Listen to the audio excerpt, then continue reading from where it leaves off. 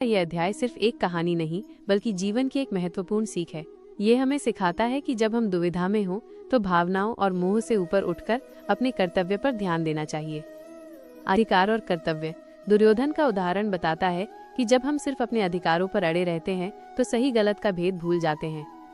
वहीं अर्जुन की दुविधा दिखाती है कि सच्चा धर्म अपने कर्तव्यों को निभाना है, भले ही वो कितना भी मुश्किल क्यों न हो। मार्गदर्शन का महत्व। अर्जुन की तरह है, हमें भी जीवन में ऐसे मोड़ पर अपने अहंकार को छोड़कर सही मार्गदर्शक की तलाश करनी चाहिए।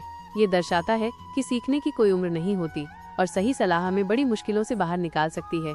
विनम्रता और सेवा। श्री कृष्ण का सारथी बनना हमें सिखाता है कि सच्ची महानता पद या अधिकार से नहीं बल्कि विनम्रता और निस्वार्थ सेवा से आती है। ये हमें ये भी याद दिलाता है कि कोई भी काम छोटा नहीं होता। आपका सारांश और जीवन की सीखें बहुत ही प्रेरणादायक हैं। 1. जिसे अर्जुन विषाद योग कहते हैं, मुख्य रूप से अर्जुन की मानसिक स्थिति और उनकी दुविधा को दर्शाता है।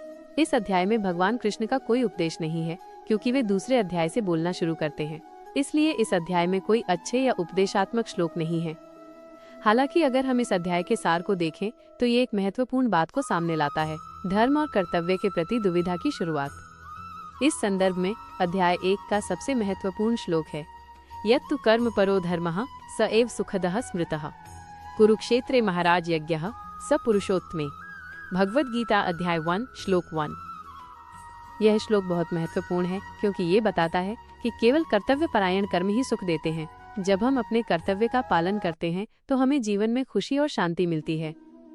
यह श्लोक हमें सिखाता है कि हमें अपने मन की दुविधाओं और मोह से ऊपर उठकर अपने धर्म कर्तव्य को निभाना चाहिए।